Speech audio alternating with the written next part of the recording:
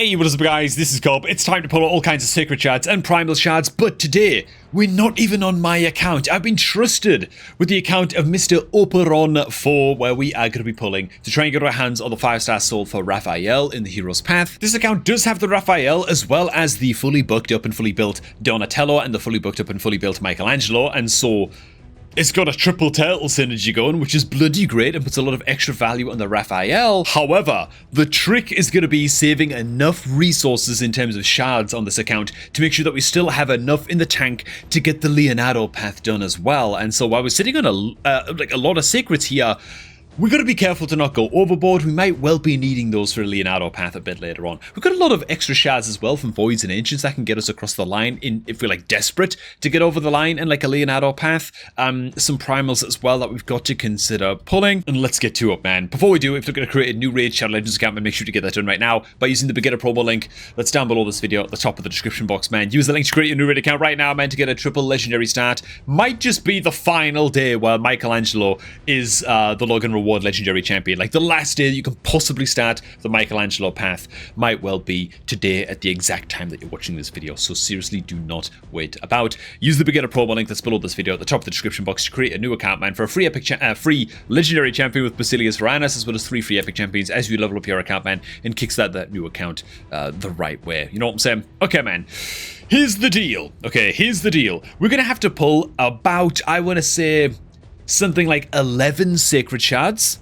And then I'm going to make up the slack and make up the final points required to get this 5-star soul for the Raphael by pulling about 5 or 6 primal shards. I normally wouldn't do that. Man. But primal shards are giving us like double points for this hero's path. And so we got to save as many sacreds as we can. We have to, right? Sacreds are still very efficient to pull for this hero's path, but the primal shards being double points is going to tempt me, I think, into pulling a few primal shards just to nudge us across the line for the path to get the 5-star soul. Again, part of the reason I'm doing that on this account is because we already have 3 out of the 4 turtles, and we need to make sure that we save enough sacred shards so that we can get most of the way there in a hypothetical or like predicted Leonardo path. Without too much trouble, right? We've got to have enough sacreds and enough like voids and ancients to just sort of nudge us across the line.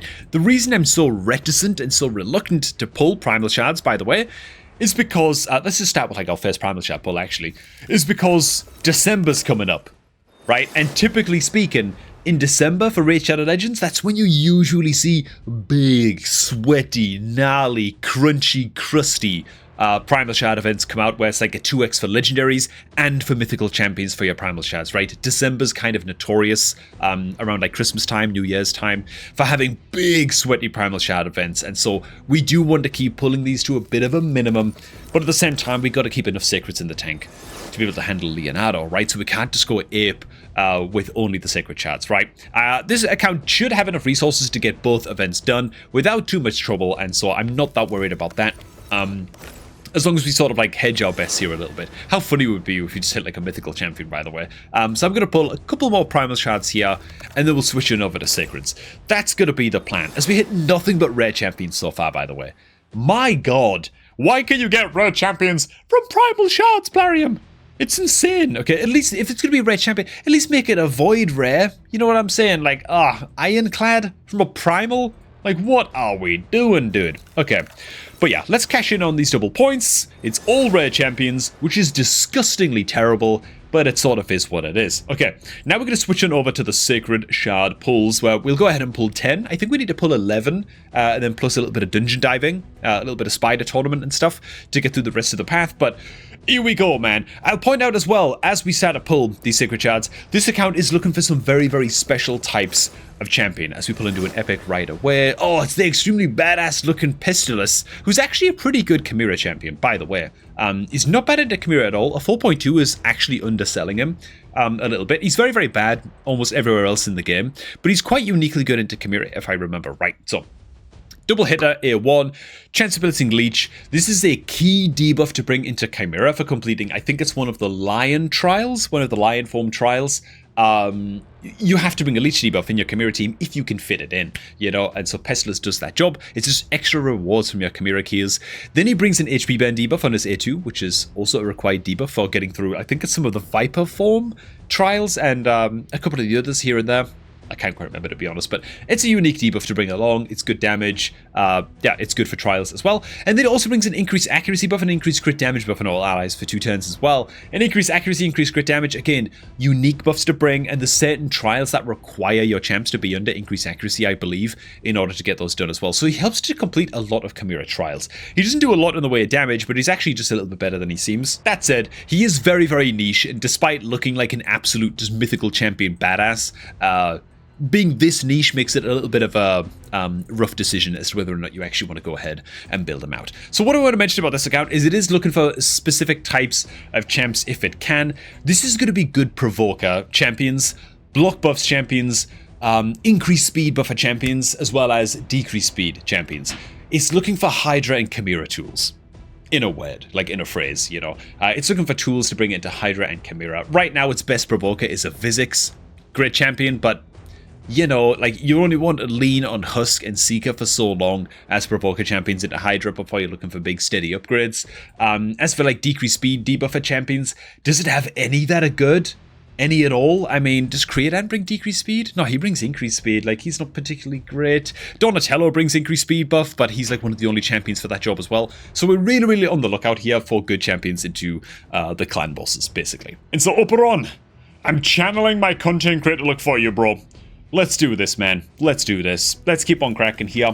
And see what we can grab. Even a second Ugo would be great as well, by the way, for this account.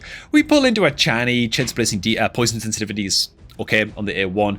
Increase accuracy, increase attack, that attacks when enemy places HP burn if this attack's a crit. That's actually quite good. Like, this is a decent HP burner champion into Sand Devil. For like an Aniri team, as well as Frostbiter, because you need so much accuracy to place HP burns on Frostbiter. It's a huge pain, unless you have a champion like Chani, who buffs herself with increased accuracy. It's just very, very nice to have, you know. She also brings attack all enemies, chance of increasing duration of all debuffs and enemies by a turn. It's fine. Again, she's a little bit of a niche champion, but she's quite good at what she does. She does have her niche and kind of dominate that niche a little bit, so that's quite good. Let's keep on cracking. We pull into a Crypt Witch. Is Crypt Witch? Wait a minute. Crypt Witch isn't the one I was thinking of. I don't think she's very good, right? Attacks when enemy ignores half the target's defense if she has higher speed than the target, issuing speed and faction crypts.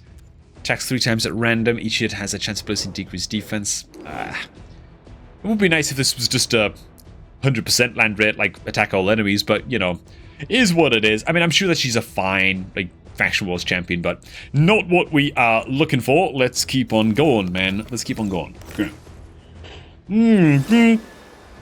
Oh, God, Operon, I'm so sorry.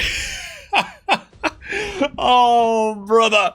Okay, we put ourselves a Chronicler Adeline. Hey, Operon, I was hoping to do better for you, man. Mr. Operon, by the way, the guy whose account I'm on right now, big shout out to him. He helped with a lot.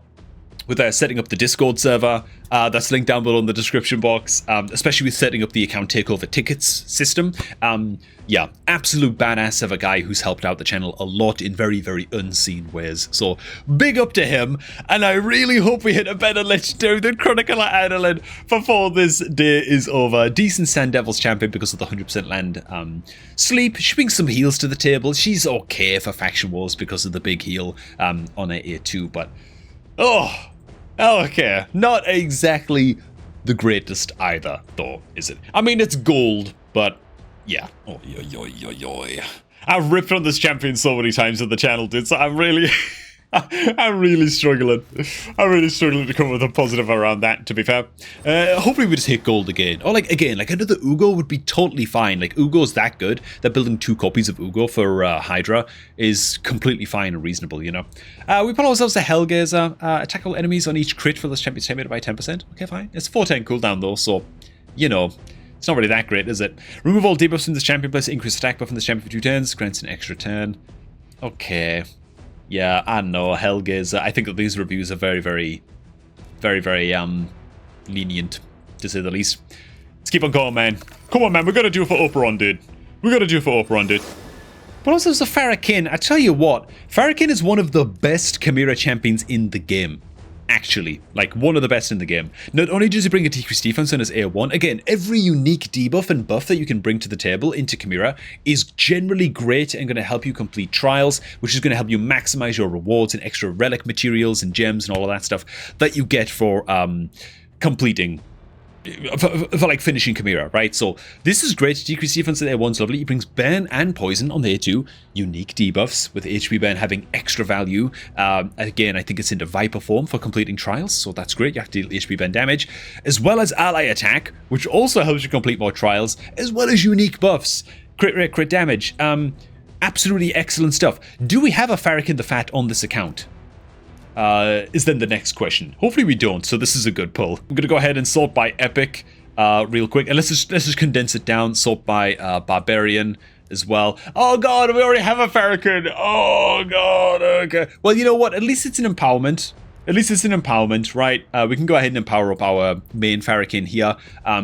He's definitely worth building on this account into Chimera, by the way. Like, I know that we've got a lot of pretty good level 60s built on the account already. Solid champs. None of them are quite doing, for me, what the Farrakhan is doing. Unless we're going to go like a very heavy turtle team. We don't need the ally attack as much. Okay, fine. Even then, he still might find his way into a team, honestly. He's just that bloody good. Okay. Well, fine. Okay, it wasn't the great pull that I was hoping for. But, not bad, not bad. It's always good to have Farrakhan empowered, so there you go. Good old Durandil pops out. Big old smack on his A3, ignores half the target's defense. Some attack all enemies action. And what I like to call a beginner hard mode Fire Knight A1. Double hitter, chance of placing freeze, 30% land rate on the freeze on each crit.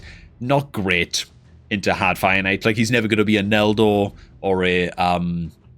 what's he called? A Creodan, you know. He's never going to be in the league of those guys, or like a Gory even. But, you know, he's doing his best. A fine champion. Not really what we are looking for, however. Okay. We pull again, we pull again. We pull a oily little Grimskin, dude. Not a bad champion. I think his reviews are really, really bad, but he's actually not too much of a bad champion. Chance of placing strong versus decreased speed debuff on his A1 is totally fine. Double hit at A2 each hit. Very, very high land rate provoke, actually, on his A2. You know, how I read this, he's actually got like a more reliable provoke than the likes of...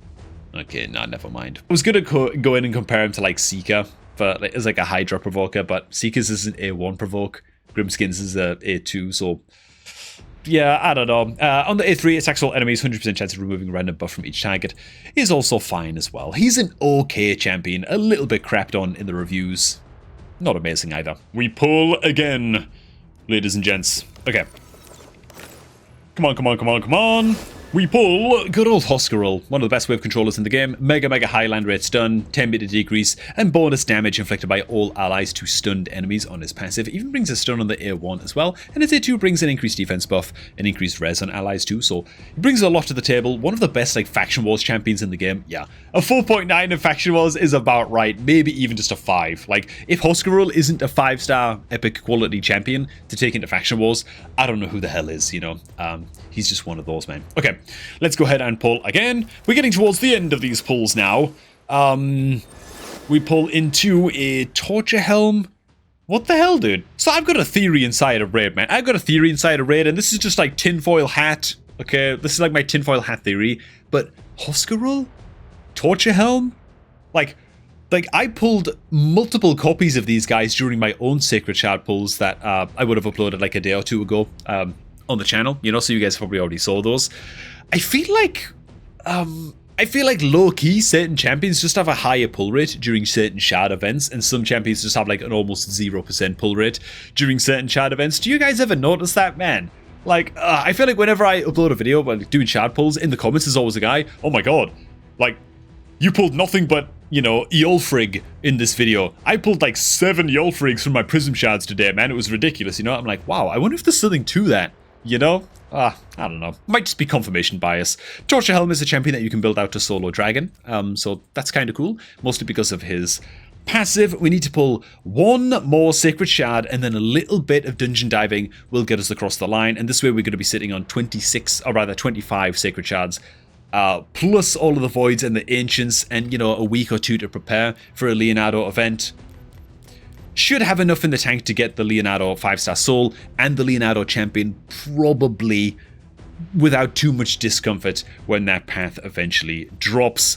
As long as we, like, I really don't recommend that we pull any more primal shards on this account though, you know what I'm saying? I'm almost tempted to pull a couple more primal shards right now just while the double points are active, because the double points for primal shards are almost definitely not going to be active for a Leonardo path, but we'll go ahead and make it a final sacred. A Catacomb Counselor, who does have his place in Defiant with an ally attack on his A3 and a 4-turn cooldown, teams up with 3 random allies to attack a single enemy. His A1 has a chance of placing increased attack on himself, which is a little bit strange because he doesn't really do much else in terms of dealing damage in any, even moderately pleasing way. Brings a triple hitting A2.